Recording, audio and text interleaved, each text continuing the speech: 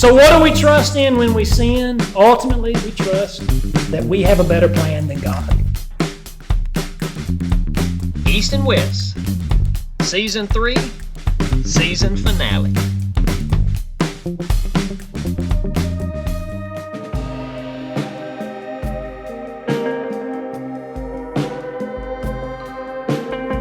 It's funny, the timing of God's Word, and this message, this sermon that you're about to hear was recorded at the end of November in 2020.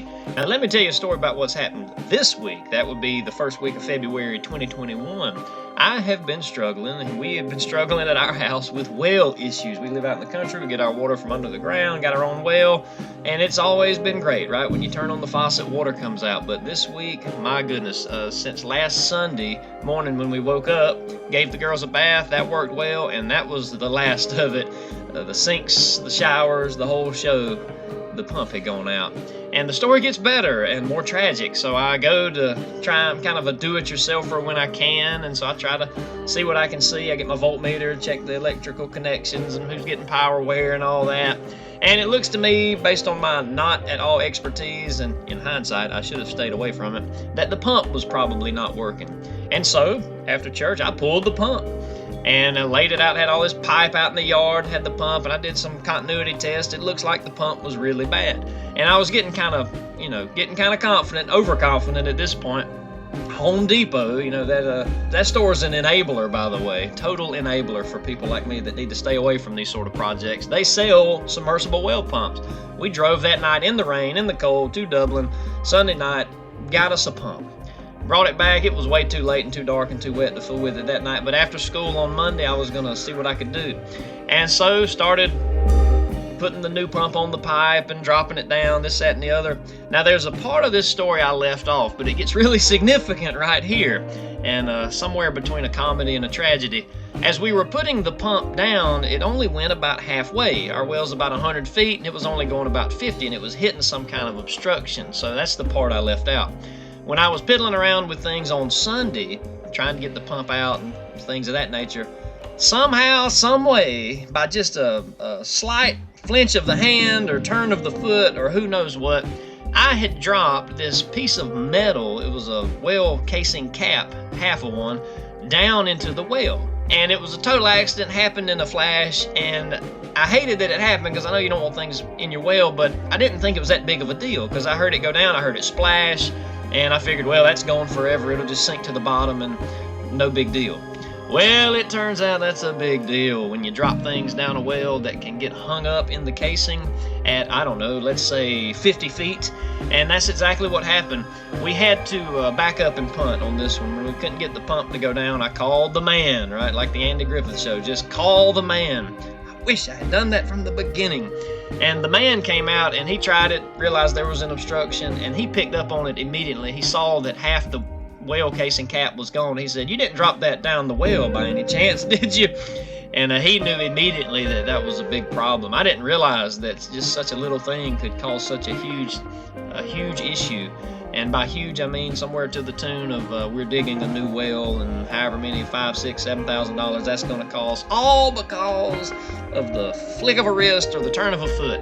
That split second when I knocked that thing down. Not that I'm kicking myself over it, but my goodness, I'm kicking myself over it. Anyway, the timing thing about God's Word is so funny because I was scheduled already to post this podcast on this weekend, this message from last year. And guess what this message talks about? In 2 different places.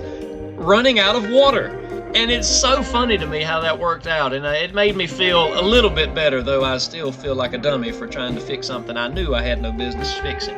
Be careful of those YouTube do-it-yourself videos. It does not make you an astronaut just because you've watched a space shuttle launch on TV, so be careful with that. Hope you enjoy the message. Let's get going. It's the last one. It's the season finale. Maybe a little longer than the others, but you'll enjoy it, I think.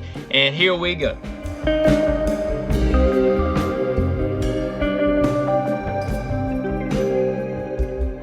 Come to the Father through Jesus the Son. That sums up the whole thing. I mean, that's it. Come to the Father. We want to be reconciled to the one who made us, our Heavenly Father. I hope that today's message will help you in that journey, in that pilgrimage that we're all walking nearer to God. And so if you'll open to the book of Isaiah, chapter 3. We'll see what we can see there. Isaiah chapter 3. My question for today, sort of to get this thing rolling, is what do you trust? I want us all to sort of evaluate that as we go through this. What is it that you trust? And then I guess the follow-up question would be, how reliable is that? Whatever that thing is. To make sure we all understand what I mean or what I think is meant by the word trust, I'll give you a quick example. My wife and I were in Savannah this weekend, and there's the great Talmadge Memorial Bridge that goes over the Savannah River. It's not a suspension bridge. It's like it, though. I think it's called an expansion bridge. Wrong.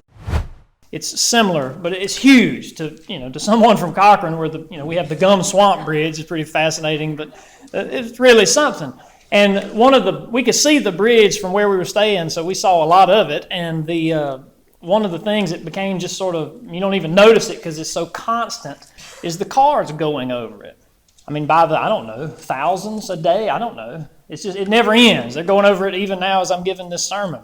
And I doubt any one of them, or very many of them at least, are realizing how much trust they're putting in the army of architects and engineers and construction workers, people they've never met and never will meet, who built that bridge, and they're trusting without even thinking about it. They have the faith that that bridge is going to get them over to South Carolina, to the other side. Those who are scared of heights may put a little more thought into it than those that aren't. It's a pretty high thing. But that's trust. You're trusting the people who built the bridge to get you to the other side. And I think trust is where we put our trust, and how reliable is it, is the million-dollar question for our pilgrimage. We're only going to do the first 15 verses. I'm going to break them into 3 sections. So let's start with the first part of chapter 3 in the book of Isaiah. See now, the Lord Almighty, is about to take from Jerusalem and Judah both supply and support, all supplies of food and all supplies of water, the hero and warrior, the judge and prophet, the soothsayer and elder, the captain of 50 and man of rank, the counselor, skilled craftsman, and clever enchanter. All of these things are about to be taken away. In other words, all of these things, Isaiah is prophesying to Jerusalem and the southern kingdom of Judah. He's saying all these things that you are now putting your trust in, they're all about to take away. Do you think that my arm is too short, that these things are somehow better than me and beyond my grasp? They're all going to be taken away. Supplies, food, supplies of water, hero, warrior, these will all be taken. Another little thing about Savannah while we were there, it's bizarrely complex. The things that we as a society and our, just the globalized modern world that moves things from place to place, so that you get on Amazon and you click on, you want a new egg beater, or if you've got a little extra money, an electric egg beater or something like that, and you click, and it's at your door the next day. Little do we think about, or little do I think about, the great cargo ship that brought it from who knows where. The one I remember seeing, we saw several go in and out of the river, but one was from Italy, one was from China. I only knew the ones that had labels, but you can look up online where around the globe these things are coming from. And they're filled with the things that we're wearing right now. One of the tour guides said that, talking to everyone on the cruise boat that we were taking, he said he would venture a safe bet that 100% of you that can hear me are wearing something or have in your pockets something that came across on one of these ships in the Savannah Harbor. It's an intricate, complicated society that we've got going on. The ships coming and going. Somehow they don't hit each other. Somehow they don't hit the bridge, even though the tour guide also mentioned the coolest thing he's seen is the great big ones. The crew will get up on top of them and they can touch the bridge when they go under it, because it's that close. They can only come in when the tide is just at a certain level. And then it gets offloaded by these massive cranes, and if we're not far from I-16, we know where it goes from there. Back and forth. These container ships get put on the trailer and then hauled around, or it gets put on a train. Then it gets put on a FedEx truck or a UPS truck or who knows where, warehouses and things. It's a complicated thing.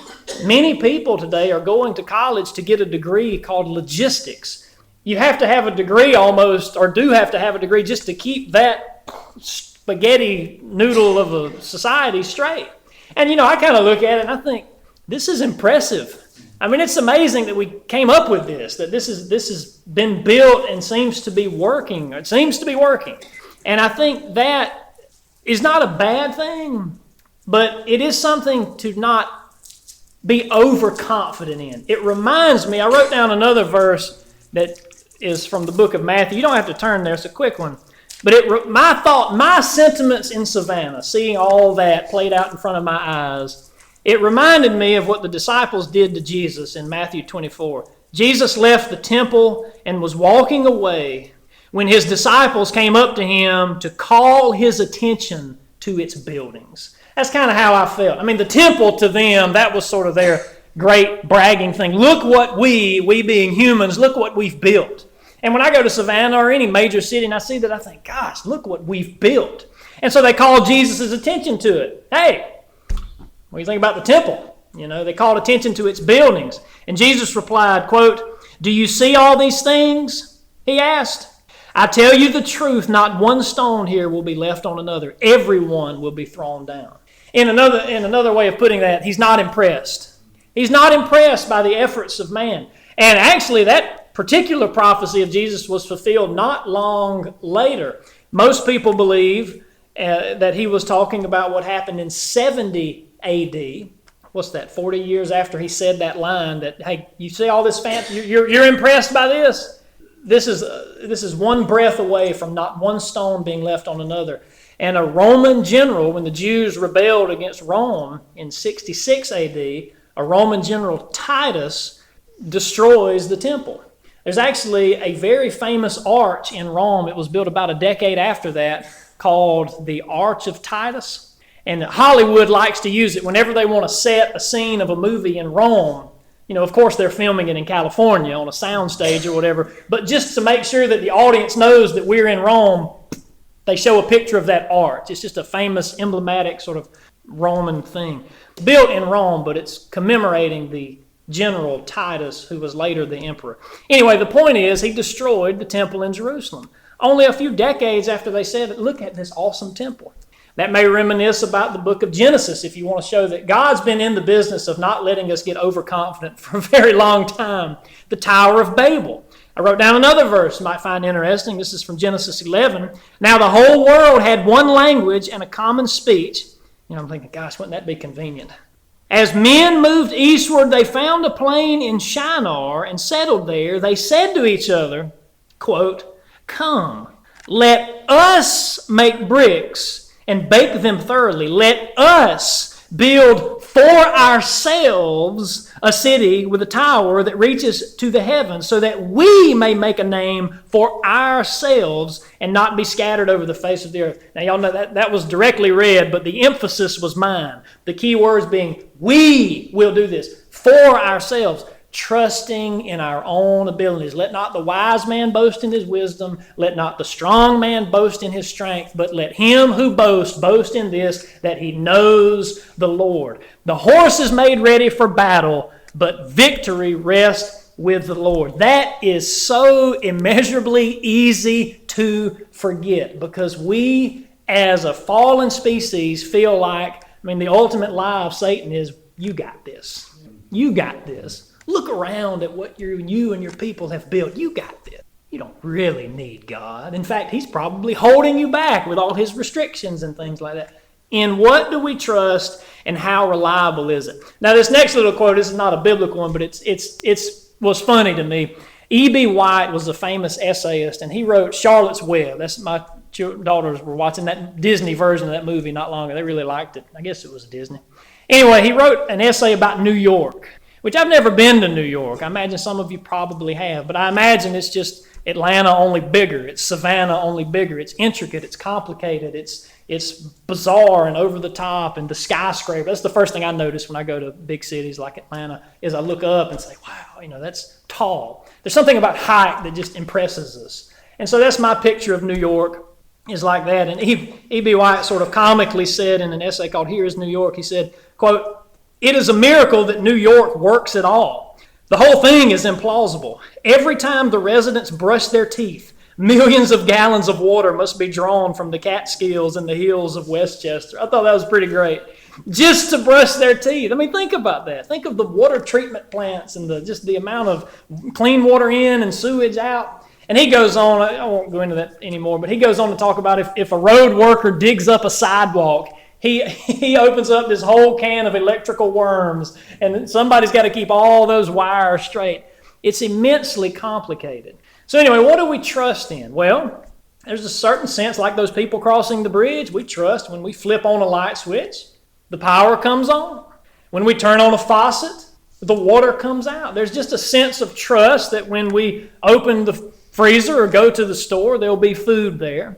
And I do think, I don't know this for sure, but I do have a suspicion that rural people such as ourselves probably have a better attachment to our existence than perhaps urban people who always get their food from the store. And I don't know that that's true, and I guess it depends on the individual. But we live in a place where right across the street is a cotton field, and we know that that's going to make these clothes. And right down the street is a peanut field, and we know that's going to make the peanut butter. And the corn field, we're right there with it. We see the cows that we're eating, so to speak. We're very close to it. We're working with the land and near those who work with the land. I don't know if that matters or not, but I think it does something important to us. Amen. But do we trust? What do we trust? And then the other question, how fragile is that? How easily could that be taken away? Pharaoh had an impressive agrarian and complex society built in Egypt. But when it came down to it, the fragility of it, I think, surprised him. Just something as simple, something as small and inconsequential and not threatening as a frog, wreaked havoc on the land when it came in plague-like numbers. How fragile are the things that we trust in? 2020 reminds us in its own way, if there were a virus that we could do nothing about, what would we do about it? And I think these things, whether God causes this or God makes it, it was the plague from God or was the virus from God or were the frogs from God? Sometimes it's very clear. The frogs were clearly from God. The 10 plagues of Egypt were clearly from God. Sometimes it's not as clear. And I don't know anyone that can really say, at least I don't have the insight to say, the coronavirus was definitely God's doing to get our attention or not. But what's funny to me or useful to me about that is that in a lot of ways it doesn't matter who caused it or whether it's from Satan or whether it's from God or whether it's just from circumstance. I think the part that matters is that it does remind us. It does turn us back to God. Whatever turns us back to God is doing a good service. I mean, the very fact that the world is fallen, what happened to Adam and Eve, right? Great pains in childbirth and thorns in your garden. You're not going to be able to grow crops easily anymore. You're going to have to earn it by the sweat of your backs. We've been doing it ever since. And you're not going to bear children easily. It's going to be painful. Humanity's been suffering from that ever since. The point being, you have chosen to do life apart from me, and I'm not going to let that be easy, because if it's easy, you might like it, and you might get content living a life apart from me. So whether or not this virus or this plague or this invasion or, the September 11th attacks or Pearl Harbor, I don't want to say one way or another whether did God cause that, did the devil cause that, but what I do say is that all things can work together to turn us back to God as a people. And I think if they're doing that, all things can work together for the good in that way. That doesn't mean that they're good things, but they're affecting something in us that's very, very healthy. What do we trust in, and just how easily can it be taken away? How ephemeral is it? Just a breath, and suddenly all the things that we took for granted no longer available. Now, there's one more verse before I leave this part behind it. It almost seems unrelated, but I don't think it is. It's verse 2. So he's going to take away food and water, and we get all that. We've been over that. The whole complicated superstructure that gets food on our table and spaghetti noodles on our plate and whatever. But verse 2 says he's also going to take away the hero and the warrior. Now, I think, some things can be an idol for some people and not for others. For example, to me, a cow is just a four-legged creature that makes a good meal. I don't believe that a cow is a deity. I've never been tempted to worship a cow. But there are cultures and religions and societies that do. So I say that to illustrate the point that for some Some things can be an idol for one and a totally harmless whatever for another. Money is another example. Mammon, the worship of money, can be an idol and is an idol for many people. Greed and money can become an idol. That doesn't mean that money itself is an idol. Jesus and his disciples kept a money bag. You think Jesus is going to walk around with an idol? Absolutely not. And so it depends on your heart's relationship to it. But I do think that hero worship is real. I don't think that everyone that watches a superhero movie or everyone that reads a hero's journey story is by any means idolatrous. I don't think that at all, any more than I think everyone that eats a hamburger is worshiping a cow. I just think that it's possible. And I looked up some statistics that you might find interesting because I have seen, you don't have to walk but 1 or 2 aisles into a Walmart and realize that superheroes are a big deal in America. Superheroes are baked into our culture. When people look back on 15th century England, they realize that Shakespeare was kind of a big deal. When people 100 years from now or 500 years from now look back on 21st century America, I think our big deal is going to be superheroes. It's branded and stamped on everything from toothbrushes to bicycles to roller skates. It's just there. Walk down the street in any given town and, odds are before you pass 5 people, one of them is going to have on a superhero shirt. I don't think there's anything wrong with that. I just think that there could be, depending on your heart's relationship to it. So here's some box office statistics. It's the place where they see how much money a movie made. And I looked up the top #1 money-making films of all time. Of all time. #1 was a superhero movie. It was Avengers Endgame. It came out last year from the Marvel comic book series. The #1 movie, moneymaker movie of all time is a superhero movie. And then I went down the list and I looked at all the way down to number 30. Of the 30 most money-making movies of all time, 14 of them were superhero movies. And just to make it an even 50%, if you count James Bond as a superhero, which he might as well be, you get 15. 15 of the 30 movies are superhero movies. My point being, people really like superheroes. Why? What's the attraction to Spider-Man? What's the attraction to Superman? It's because they're self-sufficient. They are strong. They can handle it. That's what we all want. We want to be able to handle it. And we want to know that somebody can handle it. But don't trust that. These are made-up stories and made-up people. And as far as the warrior goes, they're humans too. Even the best Navy SEAL on the planet is but a human. He's as frail as you and as me. He may be a better shot. And he may have better equipment. The horse is made ready for battle, but victory rests with the Lord. I worry about this in my life, this idea of wanting to be a hero, wanting to be the man, wanting to be able to handle it instead of being meek and humbly saying, God, I can't handle it. I know that my own strength and even the strength of the best humans who ever were and ever will be is not enough. But I trust God. That's what we want. That's the position we want our heart to have. All right, moving on. Second part. Let's look at these verse 4 in Isaiah chapter 3. I will make boys their officials. Mere children will govern them. People will oppress each other. Man against man, neighbor against neighbor. The young will rise up against the old, the base against the honorable. A man will seize one of his brothers at his father's home and say, you have a cloak. You be our leader. Take charge of this heap of ruins. But in that day he will cry out, I have no remedy. I have no food or clothing in my house. Do not make me the leader of the people. Boys will be their officials, right?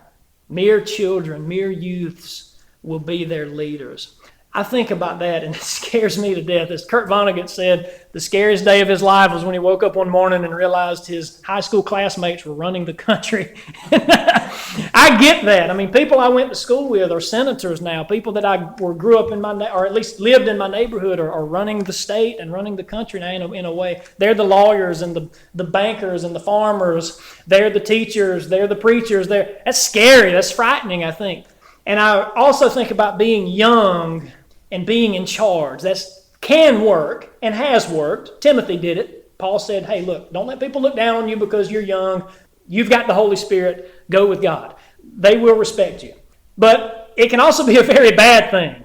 Paul also said, don't make someone a preacher or pastor leader too fast because it'll go to their head. And I think of my first years teaching at the public school here and just how much I knew. It took me a decade to realize how little I know. I mean, there were teachers in there in these meetings we would have. I look back, I say this pretty shamefully. They had been teaching.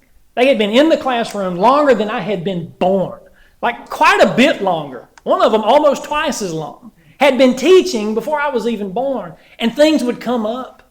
I remember one was how the administration had these new discipline rubrics they were going to implement, how to punish children through a system of check marks and things like that. And one of the veteran teachers said, this isn't how, I don't think this is going to work for these certain reasons. There I was, hand in there. I got something I'd like to say. I'd just like to make a point. These rubrics studies have shown that these rubrics are very effective. Because I went to college and I look back on that so embarrassed that I said anything. If I had my whole beginning of my career to do over again, it would have been one piece of advice. Shut up, okay? Learn from these people. Don't try to be in charge. This is not what you want. And it's very common for the young to know so very much. And so I think when verse 4 comes around, I'll make boys their officials. That's not saying this is going to be great. They're going to have youthful energy. I think he's saying I'm going to make dummies their officials. And there's nothing worse than that. If I wrote down a proverb about this. Oh dear, where'd it go? This is Proverbs 29. When the wicked rule, the people groan. And that's the fact. I mean, I think people stranded in a lifeboat, they're willing to row. They're willing to row until their arms cramp up. They're willing to row to the very last drop of their strength, even until the exhaustion, maybe even exhausting themselves to death, if that's what it takes, if they believe their captain. If they really believe their captain knows which way land is, they'll row to the last drop. But you sprinkle in some doubt as to the leadership of that lifeboat. This old guy doesn't know what he's talking about. This young fellow he thinks land's that way, but anybody can see from the sun. We know land's that way. You sprinkle in that doubt of the leadership, and your muscles' motivation to row that boat drops drastically. A sprinkle of doubt, it is a bushel's worth of I don't want to row hard anymore, and I definitely don't want to row myself to death. I mean, apply that little parable to the country, to the society, to a church, to a family. If you don't believe in the leadership, it's much harder to get motivated to pull the weight, I think. There's a few verses. These are quick, so I'll just read them to you. Job 29, which is homework assignment. Check out that chapter. Job 29, I've heard one preacher say, it's like the Proverbs 31, but for men. Proverbs 31 is the wife of noble character, and it describes what a noble woman would be like. And Job 29 is kind of like the man's version of that. But here's a few verses from it. Job said, when I went to the gate, like he's talking about back in the good old days before I was afflicted. When I went to the gate and took my seat in the public square, the young men saw me and stepped aside. The old men rose to their feet. The chief men refrained from speaking and covered their mouths with their hands. The young people stepped aside to show me respect. The wise and the old held silent because they wanted to hear what Mr. Job had to say. He was respected. He was revered. He was listened to. Verse 21 of that same chapter, men listened to me expectantly, waiting in silence for my counsel. After I had spoken, they spoke no more. You know that thing about getting the last word in? That was Job. He was so revered and respected in his old age, for his wisdom, for whatever. They listened to him. And when he was done, boom, Job has spoken. And that's not Isaiah chapter 3. That's not Isaiah chapter 3, verse 4. The young men they're not stepping aside. They're not shutting their mouths and opening their ears. They're taking charge. And that's one of the curses that's on the land. Or an even better story to illustrate this. Solomon was the wise king, prayed for wisdom and got it, which is a good little lesson for us. If you pray for wisdom, you get it. That's a neat thought. Ask and you will receive. But of course, like all people, he died. It's kind of like that C.S. Lewis line. He said, be careful about putting too much trust in a human. Even if it's a preacher that you really like, or a pastor that you really like, or a role model, or a mentor, or a parent that you really like, be careful about that. Because C.S. Lewis said, most of them will disappoint you. All of them will die. And I think that's good advice. Of course, we want to learn from our brothers and sisters in Christ, but they can't become a Christ to us. Solomon died. For all his wisdom, he died. And his son takes over, and here's a little story for you. Jeroboam approaches Solomon's son, whose name was Rehoboam. Confusing, right? And he says, hey, go easier on our people. I've been exiled. I'm coming on behalf of the Israelites. I'd like you to go a little easier on this certain group. And so he says, give me 3 days to think about it. I know my dad was harsh on you, but give me 3 days to think about it. So he consulted the elders, and the elders said, absolutely. This is a perfect chance. Go easy on these people, and they will be your allies forever. He says, okay. So the old people say, go easy on them. But then what does he do? Verse 10, the young men who had grown up with him replied, the young men who had grown up, his buddies, his school buddies. He went to them. Tell those people who've said to you, your father put a heavy yoke on us, make it lighter. Tell them, my little finger is thicker than my father's waist. My father laid on you a heavy yoke. I'll make it even heavier. My father scourged you with whips. I will scourge you with scorpions. 3 days later, Jeroboam and all the people returned to Rehoboam, and the king said, come back in 3 days. The king answered harshly, rejecting the advice of the elders. He followed the advice of the young men. And he said that same line that the young men said. And then there was open rebellion from that day forth. It all could have been avoided if he would have just listened to the gray-headed. They were right there, and they were saying, this is a great opportunity to make an ally, to make peace. But he listened to the young. He listened to his buddies. That's exactly what Isaiah is saying. You don't want that. I'm not saying young leaders are naturally, intrinsically bad. Again, Timothy did a great job and was appointed by God to lead at an early age. It does happen. But experience also happens and is valuable. I will make boys their officials. Mere children will govern them. Verse 5, the young will rise up against the old. Not a healthy situation. Now, the flip side of this, I can't not throw this out. Age does not an adult make. We've seen this. You don't have to go very far to experience immature people whose numeric age is quite high. Age does not an adult make. Oftentimes, dealing with parents at the school, the child is more mature than the parent. Therein lies the problem. Just because you're old doesn't mean you're making wise choices. So I can't help but throw in that little caveat. But the point being, what do you trust when it comes to leadership? Because God's saying, I can take all that away. We just come out of, or I guess we're still in the midst of this election time. So this is all sort of front and center on our minds. What are people trusting in? They're trusting in just the right leader, just the right party, just the right president, just the right senator, just the right initiative, just the right campaign to pull us through.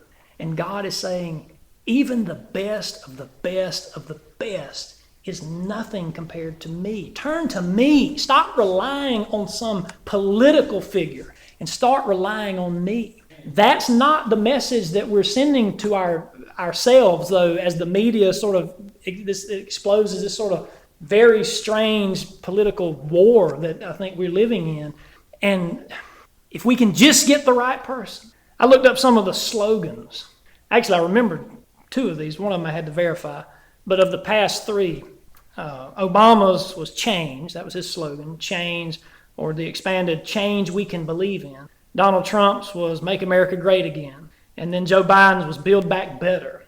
And as someone said about political speech, in order to be a political speech maker, you have to be able to seem to say an awful lot and really not say anything at all. And all of those slogans, I think, do that. What do any of those mean? Obama's change. Well, that sounds, change. We all like that, but of course it doesn't mean anything until you say change what? Change how? Trump said make America great again. We did great. We want to be great. But again, until you say how, it's a vague sort of pointless thing. Build back better. Oh, build back. I like this. But again, it's vague, and you have to seem to be saying a lot without saying anything at all. Because, you want to win as many of the populace as you can or whatever. All of those, though, they're promising. They're promising. They're promising. I can fix this. I can build this back better. I can make this great again. I can bring change that you can believe in. Vote for me. And of course, I appreciate our democratic system. I appreciate that we get a vote. I certainly do my duty in that regard, and I hope every one of you do as well from now till whenever you don't vote anymore. But that's not where my trust is. That's not where my trust is. In some leader, in some system, in some party. And I know that our leaders are old, most of them. So verse 4 doesn't necessarily apply. But I don't know if y'all have sensed this sort of sense of childishness about the whole thing. It strikes me as they just strike me as childish. So maybe their age is up there, but gosh, it seems childish. The yan, and these ads, and and if we put a political ad in black and white, he's obviously evil. But look at this friendly person in color. Vote for me, right? His ad's in color. These smear ads, it just seems childish. It's like my Nick and Mariah whang back and forth over a toy. God can do better. God can do better. And that's where we turn to make our heart. Here's a few little other ones. It gets your blood pressure up, I guess, when you start talking about current politics. So I try to tread lightly on that. It is comical, though. If you go back just a few decades, nobody cares. You can talk about the election of 2020 and people will be fighting. Y'all just had Thanksgiving. I hope it didn't come up at your dinner table. It's best to just avoid these things. That can split a family right up. Thanksgiving's over. Give me my turkey leftover bag and I'm out. But you go back 20, 30 years, you can talk about whatever. Nobody cares. 1956, Dwight D. Eisenhower, his slogan, peace and prosperity. How's that for a promise, right? That's what only God can offer, by the way. Peace and prosperity. And then a kind of comical one in 1968, Richard Nixon. This time, vote like your whole world depended on it. And that sounds so like 2020. This is the one that matters. This is the most important one ever. Vote like your whole... But that was half a century ago. God hadn't changed. Our hope hadn't changed. Our hope hasn't moved. And so let's trust in things that aren't fragile, like man, like humanity. Let's trust in things that last. And that brings us to our last point. How did it get like this for Israel? I'm not talking about America. I'm talking about Israel. Isaiah is talking to the southern kingdom of Israel, Judah. So they're losing the hero, they're losing the food, they're losing the water, they're losing the captain, they're losing their military, the counselor, the craftsman. Young people are ruling, boys are in charge. It's just a great big mess. And so, of course, the last section of this thing has got to be, well, how did it get like this? Well, you know the answer, sin. That's it. That's the thing. That's the answer to a million questions. That's the key that unlocks all the doors. And so let's look at our last bit, verse 8.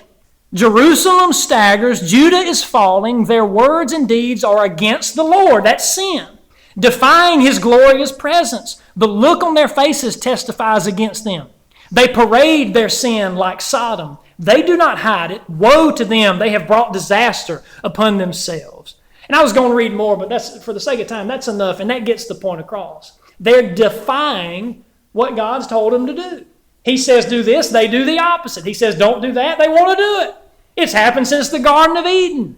How did it get like this idea of losing our water, our food, our supplies, our leaders, our good... Well, it's because of sin. And it's easy to blame it on systemic sin, like there's something in the system or the institution or the overall structure that is sinful. And it's easy to kind of use that as a scapegoat because one of the advantages of that is there's really not much I can do about it. If I go to Savannah and I look at this intricate harbor with all these thousands upon thousands of people moving these millions upon millions of tons of stuff, if I were to look at that and somehow know something is sinful here, well, I don't have to really sweat about it because there's nothing I can do about it. But it's when you look at individual righteousness that the burden gets placed on the individual. And that's where we're to look. I do believe there are systems that get corrupted to the point that they are just oppressive and wrong. But I think the systems are made up of people, just like the country is made up of people. The government is made up of people. The schools are made up of people. If the people are individually righteous, the system will purify because it's the people that make up the system. I am the most grassroots-oriented mind of my political view of the society is very grassroots-oriented because I think that's how Jesus operated. Give me my 12. I'm going to minister to them. And it's going to grow upward and outward exponentially. How did He hand out the bread? He gave it to his disciples first, and then the 5,000 were fed. That's the message. That's why what we're doing here on Sunday mornings is so very important. This is the way to till the garden. The fruit is there. It's out there. The harvest is plentiful, but the workers are few. And so here we are to get charged, to get the Spirit, to get the Word, and then to go out and affect from the ground up the systems that are much bigger and more immovable than that. And God can move mountains. No system is so big and so intricate and so complicated as to be immovable. What ruined it for them was sin. And I'm particularly interested in verse 9. And I'm getting down to the end of my sermon here. They parade their sin. They do not hide it. That really struck me when I read this. A lot of things in Isaiah, God, they just seem so applicable. And that one really stood out to me when preparing this. They don't even try to hide it. See, there's a difference in sinning, because in a moment of temptation, you succumbed to the temptation. That happens, and it is sin, and it is bad, and it needs to be repented of. But there is a difference between that and deliberately orchestrating a lifestyle that lives it that way. You know, it's one thing to be in the checkout aisle of a grocery store and see a picture of a woman and look at it a second time when you're married and you shouldn't. And so you succumbed in that moment, as Jesus said, he who looks lustfully at another has committed adultery in his heart. So you succumbed in that moment to adultery. And you need to not do that, and you need to repent. And that is bad, but that is different than buying an annual subscription to Sports Illustrated because you know the swimsuit edition comes. You're investing yourself in a scheduled plan of sin. You're not that Sports Illustrated is sinful, but it's like the cow. It depends on why you're looking at it, why you're looking at those images. There's a difference. I think that's why. Well, I don't even want to get, but there's a difference between succumbing to lust and entering into the covenant of marriage immorally. And I'll leave it at that. It's because the covenant of marriage is a long-term plan that I'm going to do life this way. It is a lifestyle. The word parade really stood out to me because there are parades for this sort of thing, literal parades. And you're planning to sin, which is different than in a moment of weakness giving into the sin. I'll give you a less stressful example. And I go into this one with the caveat that the Bible does not, to my knowledge, say anything about tobacco. So I want to clear that up from the get-go. And I know people go back and forth about, right, wrong, whatever. It doesn't say anything about it. And it never mattered to me. I never had to even get theological about it because for me, the decision was much easier. My parents did not want me to use tobacco. So I didn't even have to get theological. All I had to do was look at the Ten Commandments. It said, honor your mother and your father. When I was a teenager, that was it. Tobacco was off limits because mom and dad said don't use tobacco. So anytime I did, I was sinning. Not necessarily because of any sin intrinsic in the flower called tobacco or the leaf called tobacco, but because my parents told me not to and I was disobeying my parents. Honor your mother and your father. All right, so let's be clear on that. This is not about tobacco. But for me, I have no doubt it was sinful as a teenager to use tobacco. That was one of my temptations. Now here's something I noticed looking back on that. When I would go to a gas station, fill up the truck with gas, and go to pay, and you'd see behind the counter the cigarettes. They're right there, and they make them look so appealing. It's just something about the colors, and of course the Marlboro man on the horse, And it's a hero, And so I'd give in, and knowing my parents, if they had, if Dad had been standing behind me, no. But I was by myself. I was unsupervised. Give me a pack of Marlboros.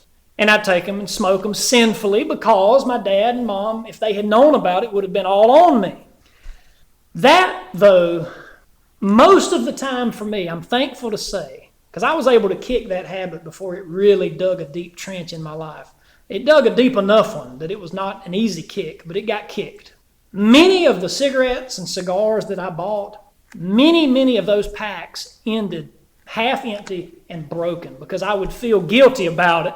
And so I'd have this half-empty pack, and this is wrong. This is wrong. I'm not taking this home. Trash. Many a time. And it was this moral struggle with me. I think that's better than there were these times when I just bought them, and I just kept them, and I had them. I had them in the glove box. I had them in the closet. I had them ready. I was planning to sin that way. See, it's built in. I'm not repenting of it I'm planning it. It is baked into my lifestyle. It's in the closet, and I know it's there. I'm the one that put it there. I'm the one that's leaving it there. And so every minute that goes by is an active minute that I'm sinning because I'm not even trying to hide it. I'm parading my sin. I'm not repenting of it. You know the difference between that and the other is because when they were in my closet, when they were in my glove box, they hurt my prayers. My prayer life was very, very hindered by that because I knew I was praying without repenting. John the Baptist said, repent. Jesus said, repent. Isaiah is saying, y'all got to repent. Things feel less sinful when we do them publicly. Well, hey, I'm not ashamed of it. And so I think as a culture, we've got this mentality that as long as we're willing to do it on the television publicly, as long as we're willing to parade about it, as long as we're willing to call it a lifestyle, we must not think it's all that bad. The rules haven't changed. Holiness hasn't changed. And God is saying, just because you're doing it publicly, that doesn't make it better. I think that makes it worse. You're not even ashamed of it. So what do we trust in when we sin? Ultimately, we trust that we have a better plan than God. That's the whole message. That we have a better... God is promising us this much, X, Y, and Z. What was the Eisenhower thing? Peace and prosperity. That's something God promises. But anyway, so God is promising X, Y, and Z, but the devil is saying, I can do better. I can offer you something better, but you got to do it my way. That's what he promised Jesus when he tempted him for 40 days. Bow down and worship me, and all these kingdoms will be yours. Jesus knew that God had promised him a kingdom. And the devil said, well, my kingdom's better, and you don't have to go through a cross to get to it. But Jesus said, no, worship the Lord your God and serve him only. All the way back to the Garden of Eden. God said, don't eat that apple. Oh, no. If you eat that apple, you'll be like God. You'll know good from evil. Your eyes will be open. This is a good apple. My plan is better than God's. That's the devil's lie. He's lying it to you. He's lying it to me quite literally all the time. And I think our goal is to not trust that, but to trust God.